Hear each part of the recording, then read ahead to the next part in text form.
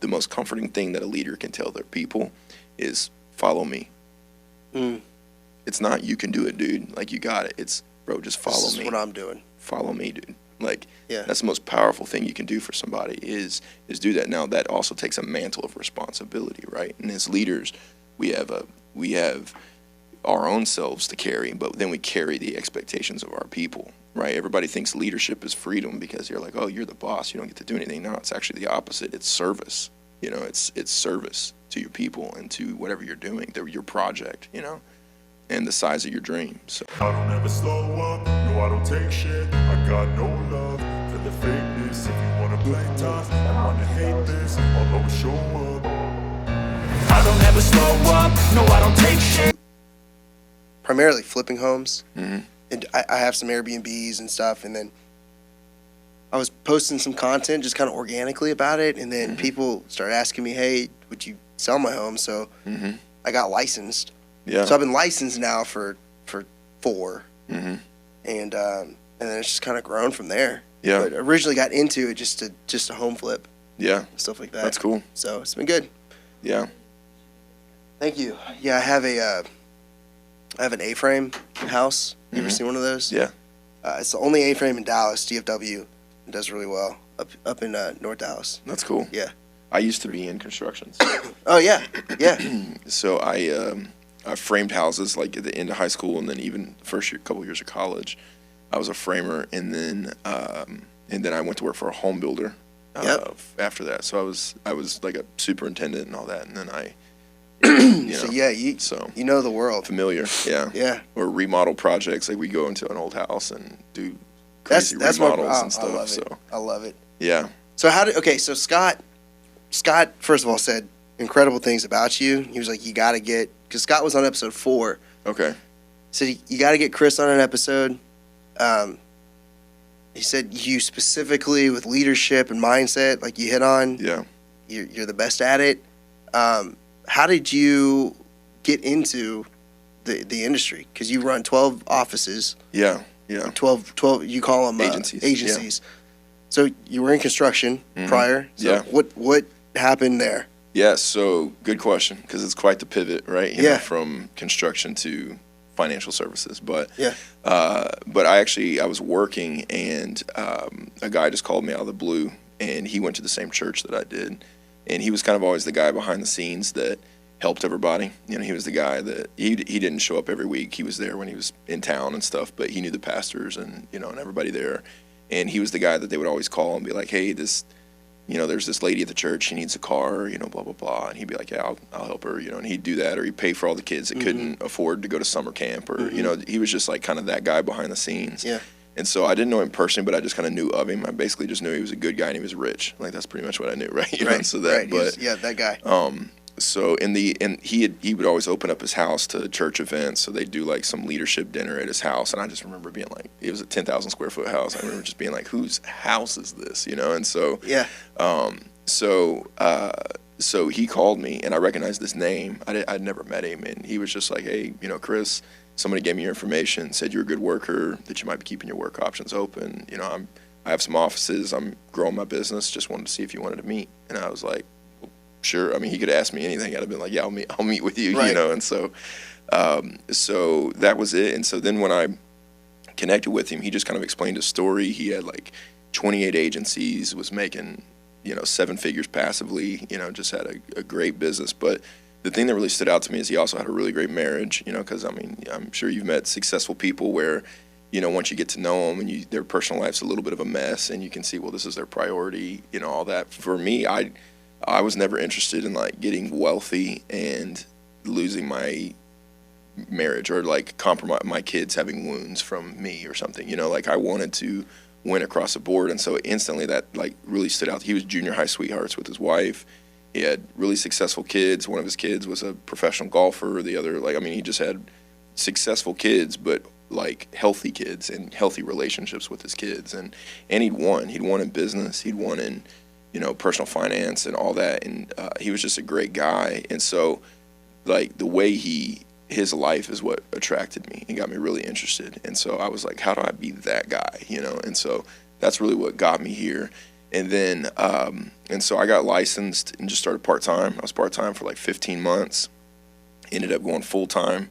My mindset coming in was like, look, I grew up lower income. My dad was he was a really good man, but he was a felon. So he never had like a regular corporate job and all that stuff. And so we were always lower income, you know, for the most part. And so, but I had a scholarship to go to a private school in junior high and high school. And so I was around kids and families that had money, you know. And so, you know, they got brand new cars on their 16th birthdays. They had nice houses, all that. Like there was like one friend in high school that I let come to my house. You know, I was like, you know, and he was my buddy, you know, and stuff. And so I was always, so it developed in me a hunger. Like, I want to get free, man. I want to fix this for our family. I want all these people's lives, like, you know. And so I had exposure to the next level of quality of life, you know, but I hadn't lived it, you know. And so when I met him, I was like, that's what I'm looking for, and he's going to help me, you know. And if he'll help me, and I can just kind of follow his footsteps. Like I've always told people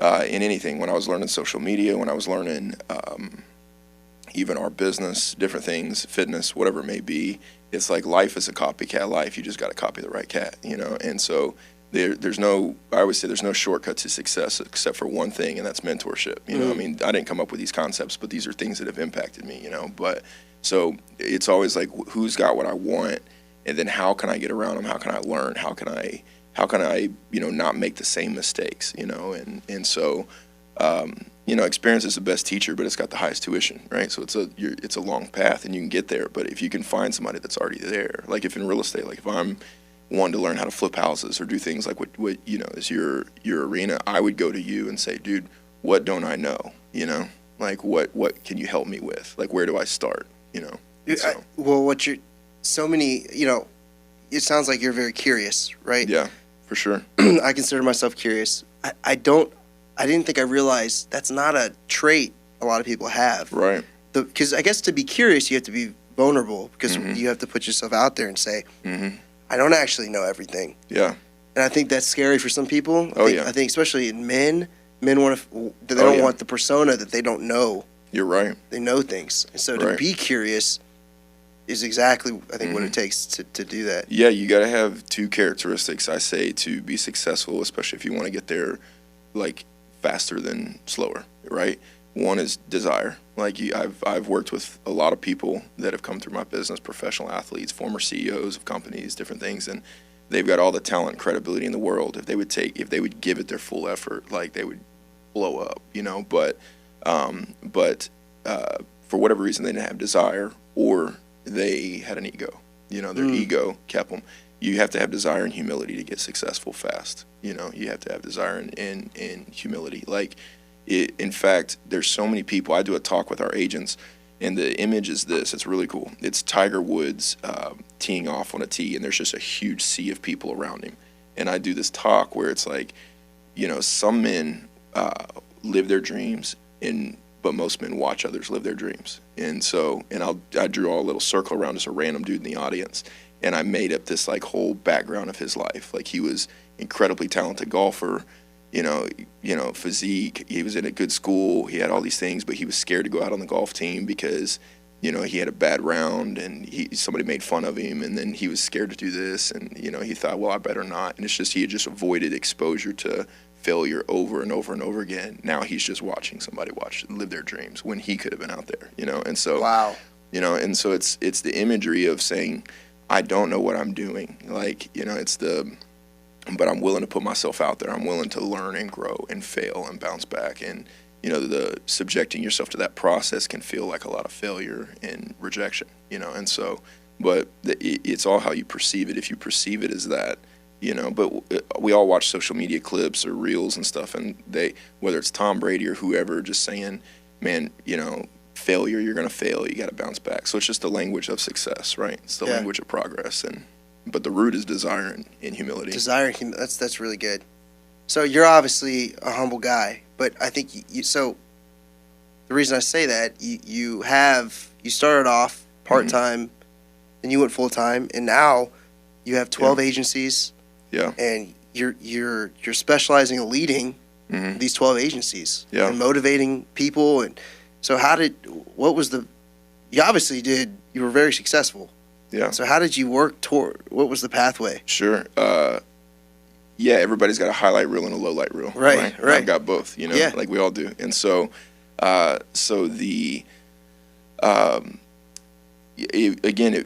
like for me, it was just meeting Mr. Huffman, the guy that I was talking with you guys about, or with you about, and that was my end in mind. So a lot of people, they don't have like Stephen Covey says in 7 Habits of Highly Effective People, you begin every journey with the end in mind, right? And so a lot of times people are climbing a ladder, they get to the top of the wall and realize it was leaning against the wrong wall, So it's like, one, I just had a really clear end in mind of the life I wanted, passive income, and a good family, good marriage, all those things. So I had that box cover to the puzzle, right? I had that, and so, but then it was just a process of learning, and so, but my focus never deviated from I wanted to build something, and so it was that, and so it was always just getting information on that, and then so yeah, just to kind of complete the story here, like I was part-time for like 15 months, and I got licensed, I learned, I did not get off to a fast start. I failed a lot. I was scared, I get to put myself out there, all those things that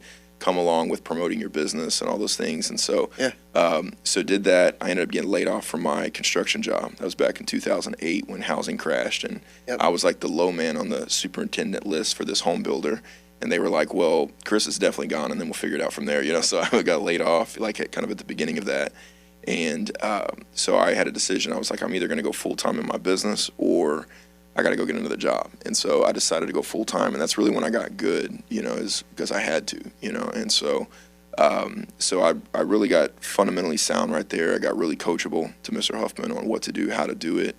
And I learned the science and the concept for business that's inputs and outputs. Like you can't have 4 clients out of 3 appointments, It's like, some will, some won't, so what, who cares, who's next, that whole deal. And so I learned the front end of your business is where the magic happens. The back end you can't do anything about. Like Nick Saban says, when you're playing in a football game, he said the scoreboard is a distraction. It's a distraction. You have one play at a time, where it's you across from the guy in the other jersey, and you have to do your job on that play. Execute on that play. Don't get distracted by your girlfriend in the stands, by your mama cheering and whistling for you, by the scoreboard, by all that. He's like, if you can just play by play, do your job, you will win. And so, success happens over time, but it really happens daily. It's you can track it over a year. Did we have a good year? Did we have a good quarter? Did we have a good month? Those. But where you win is every day. It's how you get in shape, right? You don't sit there and say, I'm going to go to 24-hour fitness for 9 hours a day and catch up on getting in shape. Right. Like you don't. You win by, I ate good today and I did my workout. Yep. Right. And then tomorrow I'm going to eat good and I'm going to do my workout. Yep. And that's all I'm going to focus on. I don't care what the scale says. I don't care what anything else says. I'm just going to focus on the inputs. And a lot of people, a mentor that I have now that's really successful, he was talking to me about retraining where you get your dopamine hit, right? And so, because, social media companies, video game companies for sure, they've hacked our systems, right, of dopamine. Like we get instant dopamine hits, and so we can't, you doom scroll just staring at this thing, right? Because our dopamine's getting like, what's the next video? Oh, that's funny. Next video. We want to see the next one. So they've equated it to the same level of dopamine that like back in the day a hunter-gatherer would get when they track an elk all day and the first time they see that elk. And then they're like, there it is. It's, it's got huge horns, all this, or when they killed it, I think it's the same level, but we're getting that constant all day, And so, so when you understand that reward response system and how powerful it is, you got to figure out where is that in my process? Like, because in real estate, when you finish a transaction, like how good do you feel that day? Right. Feels amazing. I'm about to get paid. Like we did it. They're happy. I brought value to them. Like I did my job. Like all those things feel good. And you're always going to have that. But if you can understand that's going to come a lot more frequently if I do my job every day, right? And so you can get that dopamine hit then, and you really start just saying, okay, man, I got my 4 appointments set today. I feel good. I'm fired up. I know the process. I'm a veteran. I know the game. I know what's coming. The numbers are going to be the numbers. You can't beat the numbers, but the numbers can't beat you. And so that's the That's the deal. It's when you say, I'm going to go to the gym, I'm going to eat right today, you do it. Yeah. You feel so much more You productive. feel great, dude. You feel good. And then the downside of that is if you don't do it, you try to get your dopamine in a different way. And that's where you slam a burger for dinner. Bro, yeah. Yeah. So that's... Yeah. So how did you... So you got licensed. Yeah, I keep not finishing the story. So you then... How did that lead to opening up a different agency? Yeah, so that was my goal from the jump, dude, was, all right, he's got 28 agencies. I got to get one, to start. And so in order to do that, not only did I have to have a client base, but I had to have a team of people, a handful of people that were licensed. And, the difference in a broker and an agent is the broker's got an agency, and so I went through, found the right people. You find quality through quantity. They come in all different shapes and sizes. That's another thing, right? Everybody looks at, man, that guy looks like he could be successful, or he's sharp and all this, but he might be scared to make a phone call. Yeah. Yeah. Like there's that guy. Yep. We go back to humility and desire, right? Those things. Dude, right, and to illustrate that, like our group right now, like we have a virtual business now at this point. We still have our big nice office here local, but we have agents all over the country in all 50 states. And so our like heavy hitters are like stay-at-home moms like now. Really? They just kill it, dude. I mean, they do great, man. I mean, because a lot of times they want to be home with their kids, but they still need to make money, or they've got a job that they hate, and if they could just get a professional license and work part-time on the side and subsidize their household income, they would do that in a heartbeat, and so because daycare is expensive, all that stuff, and so they've become kind of our new heavy hitters, and so, but you find quality through quantity, and they all different shapes, sizes, all that. So, but I had a good little team of agents. We did the production, went out and got my first agency. It was the first year in my life I ever made a six-figure income. For me, that was significant. Again, I was following Mr. Huffman. He always beat into our heads, like, save your money, save your money. He would say, you don't want to be a cleaning lady with a dirty house, is what he would say. And so he was like, practice what you preach, be your own best client, all those things. And so we applied that. I saved $50,000 my first year as a broker. We lived on half of our income there for a few years. And that really kind of gave me the foundation and set me up to make moves and do things later and stuff too, And so that, and then little segment of the story, also that next year our business grew. My first wife ended up getting diagnosed with cancer at that time. She was pregnant at the time, so it was complicated. She wanted to keep the baby, obviously, and so but by then it was inoperable, and so then she fought it for about a year or two and passed about 10 years ago. So unfortunate scenario for sure, but the reason I included in my story is that and this is why I advocate so much for people to work for themselves, build a business, save and invest their money, because if you have passive income, like, you're free. Does that make sense? For when the challenges and the tragedies of life happen, but also when the fun stuff, you can do the fun stuff too, right? And so because I basically took 2 years off and doing cancer stuff, and we weren't set up like we are now where we could be virtual. This was back in 10 years ago where we were all in person, meeting people at the office, Starbucks, whatever. That I had to be out working to be productive.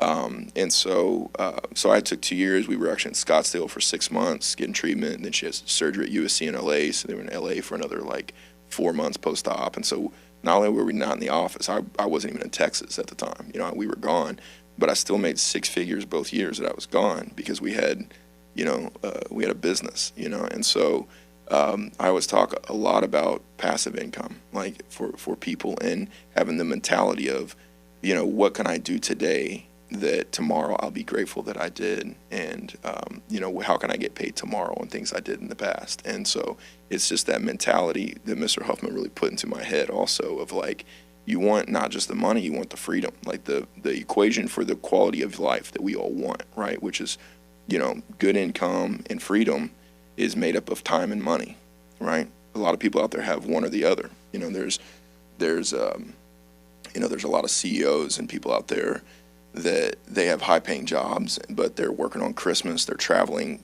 200 days a year. They're gone, missing juniors' soccer games and football games all the time and all that.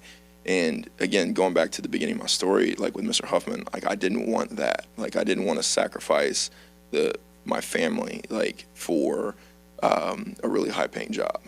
Like if we had a really nice house, but I was never there, to make memories in it with my family, I didn't care. Right. Like I wanted that, and so the opposite is also true. There's homeless people out underneath the bridge. They got all the time in the world, but what don't they have? They don't have the money. Right. You need both, time and the money to have what I consider a high quality of life. Yeah. And so it was that passive income that I sought. And so that was really when that I kind of established that as my platform, was during that 2 years where my wife was going through treatment, that I was just so grateful. I was like, man, thank God I've got this business that's paying me so I can be here. Thank God I saved some money, and so I was just really grateful. And then after she passed, also since then I've gotten remarried like 4 years ago to an incredible woman. She's got 2 kids.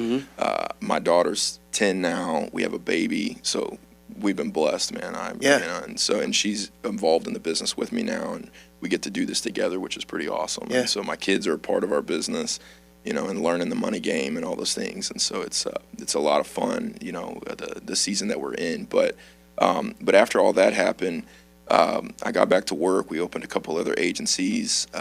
COVID hit, and that really we had to pivot, a lot in our business. Yep. We were all freaked out for like a week, and then we were like, wait a minute, this might actually be amazing. And it really did. It blew us up. And so we opened up agencies. And so then you just get better and better at the process, right? Like you got to fall in love with the process to be successful, like anything.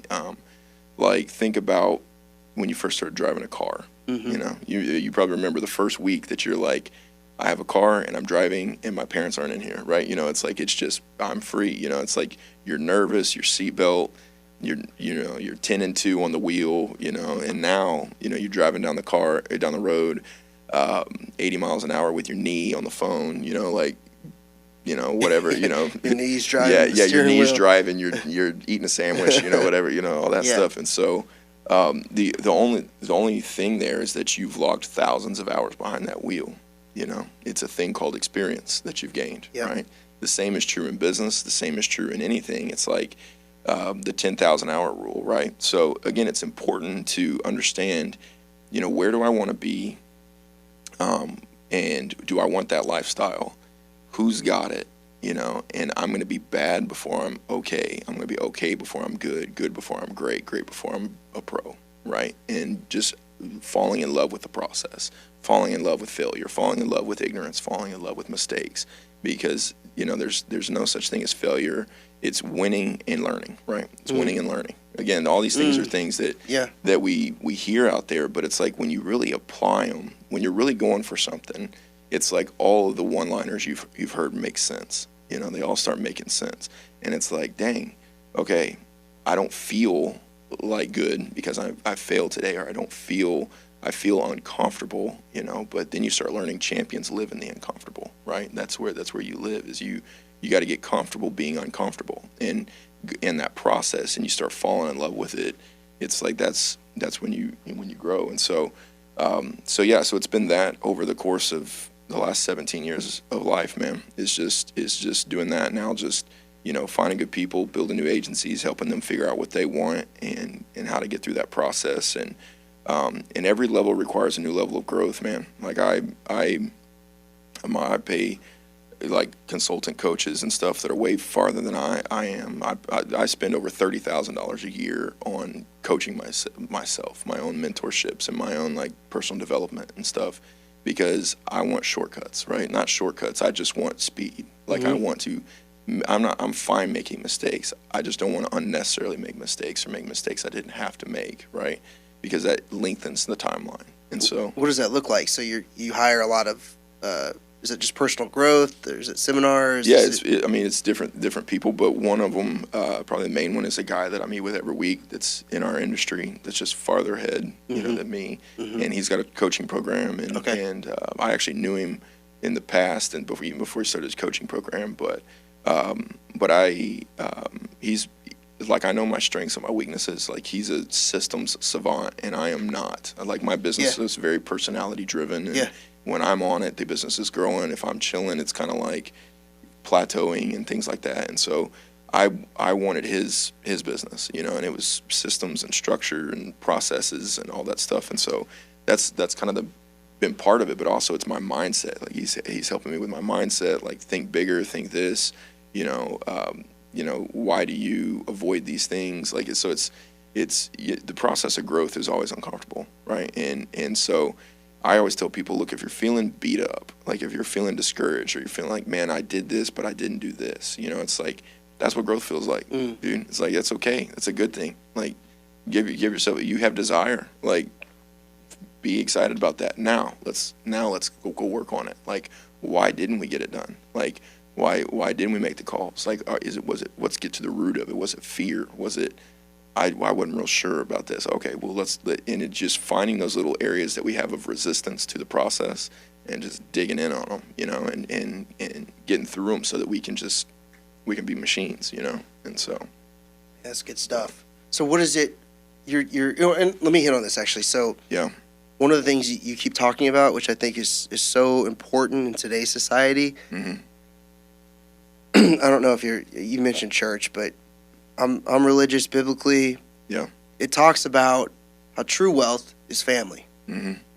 And so if true wealth is family, everything we do should be to work towards that. Mm-hmm. And so if your career is the priority, even though you're making more money for the family, mm-hmm. you're working further away mm-hmm. from what true wealth actually is. Mm-hmm. And that's the people it's the tribe you build, the people that, and so you've prioritized that mm-hmm. throughout your career. And I think we need more of that in today's society because a lot of people prioritize lifestyle mm-hmm. and not family, or not even lifestyle, but just not working towards having family. Mm-hmm. So, but I would say, one of the questions I was going to ask you was your day-to-day currently. So mm-hmm. now you've got 12 agencies. Mm-hmm. What does that look like? Yeah, great question. So I've had do we have a clock in here or no? Right here. Yep. Oh, awesome. Sweet. Okay, perfect. So to answer your question, I've had people in the past tell me, if you got to list out your priorities, and typically you probably don't want more than 5. Like otherwise, it's like you can't have a list of I have 27 priorities in my life. Mm-hmm. It's like at least 5 categories, right? So for me, it's like faith, family, fitness, finances, and my future self, right? So under family, it's like I've got my marriage, my wife, and then I've got my kids, right? And so that's the structure. So what I've been told is like if you really got to list out, again, end in mind, right? Like when I'm 70 years old, right? If I'm in the last era of the season of my life, God willing, we get to be there, right? It's like what's going to matter to me? Like what do I want, right? So again, you're always looking in hindsight. You take yourself to your future spot so you can look in hindsight. Mm-hmm. And so, if that's important, then I got to look at like, okay, well, right now my family and my kids are going to be a priority. They've got to be a priority for me. Where's that reflected in my weekly calendar? Mm-hmm. Right? Mm-hmm. What have I read a book this year on my marriage, right? Have I read a book on this? Or is it all just business? Mm-hmm. Because if I say this is a priority, right, but I don't ever take any action on it necessarily that's significant, right, then I'm just kind of like fooling myself. Or you're not practicing what you're saying is the priority. Right. That's good. Now, here's the thing. It doesn't all have to be equal because sometimes, too, people are like, they've got these business goals. They've got progress. You'll have a new full-timer that's like, man, I got to make money. I want to do this. I want to do that. And I go, all right, bro, we got to hustle. We got to do this. And then they're like, well, I'm coaching this team. I'm doing this, or we're taking a family day here. And it's like, bro, all those things are good. Like all of that is good. But it doesn't there's seasons of life. Like sometimes you got to know what chapter you're in. You got to know what season you're in. Mm-hmm. And there's different roles and different portions during different seasons. So like the last few years, I kind of, was just kind of managing the business, took a lot of time off. I got married a couple years ago, just had a baby 2 years ago, and so that part of my life was a lot bigger portion during that time. Well, beginning of this year, I started kind of a new 3-year run. So for me, it's like, all right, so, date night is here. Kids are 3 to 5 in the afternoon after school. And then Sunday's family day, until like in the very evening, I take some alone time and I get my week lined out, and so it's like So it's important to me, but it's not a majority of my day every day, right? It's intentional. I would rather spend an hour on the floor with my 2-year-old son, intentionally playing with him, not looking at my phone, tickling him, playing with him, than 6 hours of me saying, hey, it's family night, and the TV's on, and I'm scrolling my phone, and oh, he needs something, I'm over here. Does that make sense? It's like, and so it's not, it doesn't have to be even, but it all has to be intentional, And so what I've learned is you can have it all if you're intentional. You can have a great marriage, great spiritual life, great kids. You can be in shape, you can be ridiculously successful, but you've got to be intentional. Do you time block your calendar each week? Most certainly. Yeah. Every hour is accounted for, just like in your budget. Okay. Every dollar's got to be accounted for.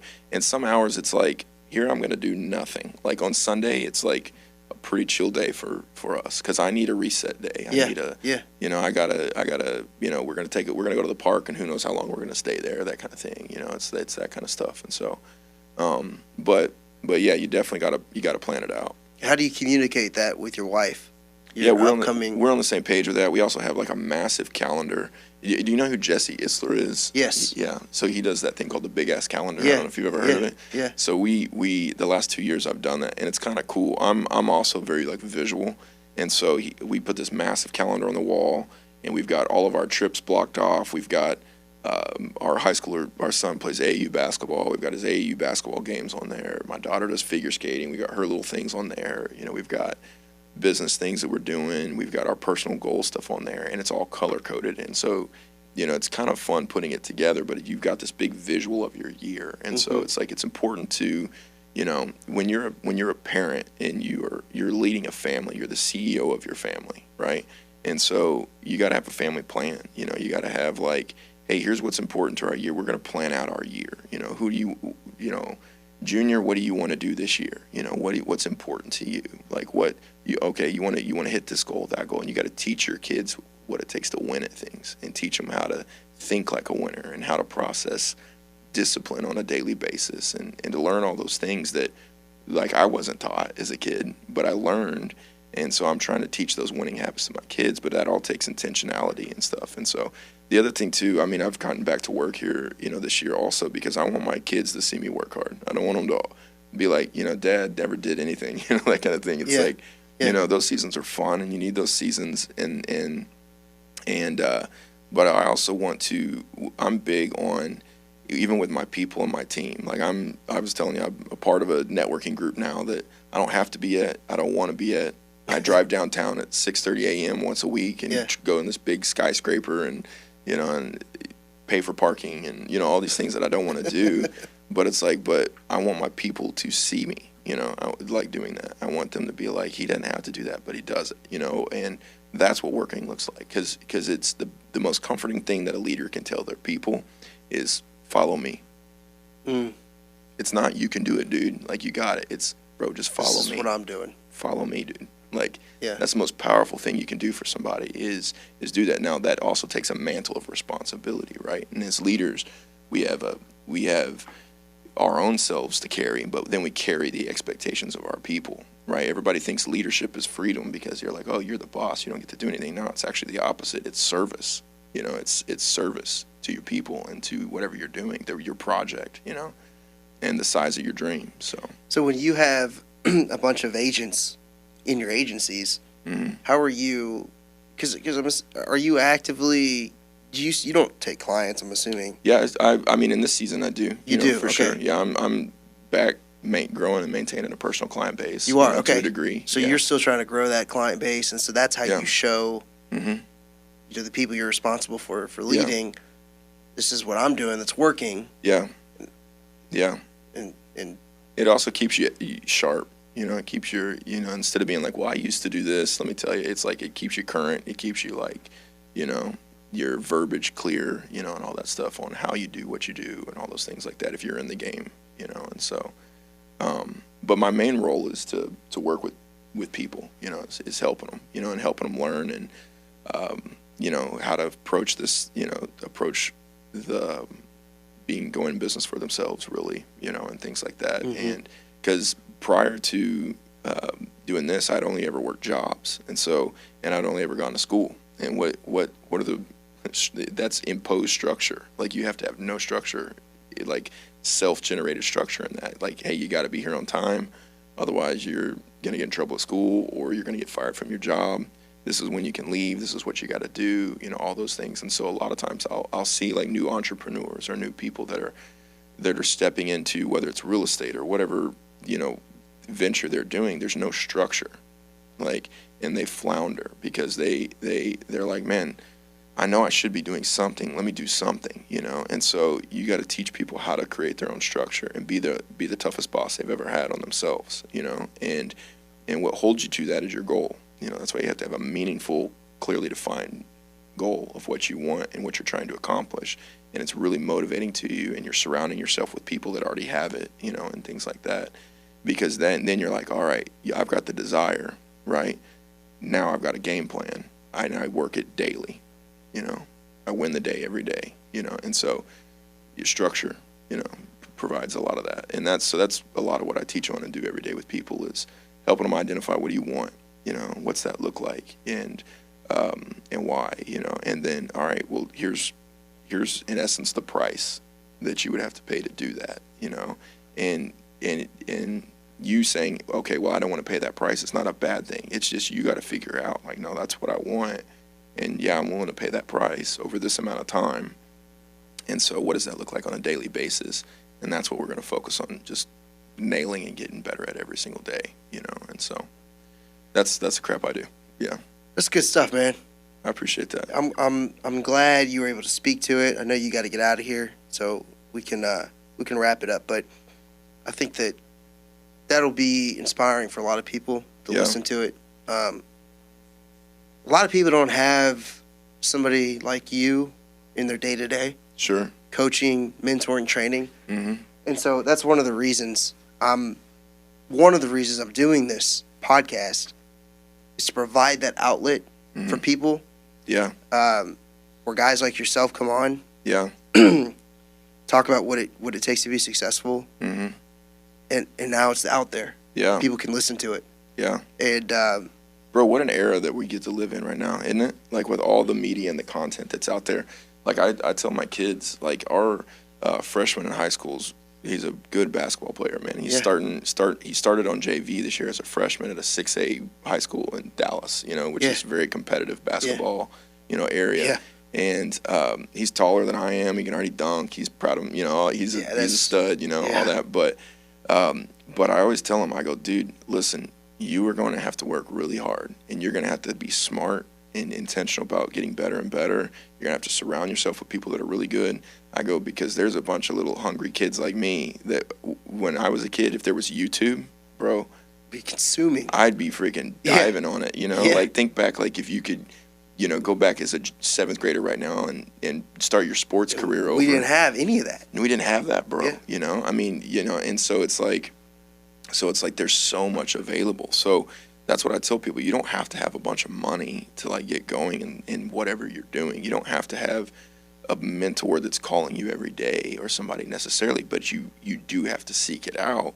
But it's all there, dude. Like, people watching your show here, I mean, they're going to get a lot of content on different things, especially like real estate related stuff or whatever it may be. It's like, it's there. You just got to learn it, but then you got to apply it, and then you got to keep your antenna up for opportunities to connect with mentors that can help you through the process. But a lot of times mentors want to work with people that are already doing something, that are at least putting a lot of effort out. Like, I've had people come and be like, bro, can I meet with you every week and stuff like that? And I'm like, dude, you're not even doing anything. I was like, if you start doing stuff, and then I can help you. Like, you can't steer a parked car, it's right. you gotta, so one is just put out effort, just do stuff. But then there's so many opportunities to learn and grow and get stuff now, Absolutely. I appreciate you sharing Yeah. your advice Sure. today. It's great having you. Yeah, for sure. Well, man, I enjoyed being here. I enjoyed watching your previous episodes and stuff like that. And so excited to get to know you, man, and maintain a relationship with you. Absolutely. Appreciate it, man. Absolutely, dude.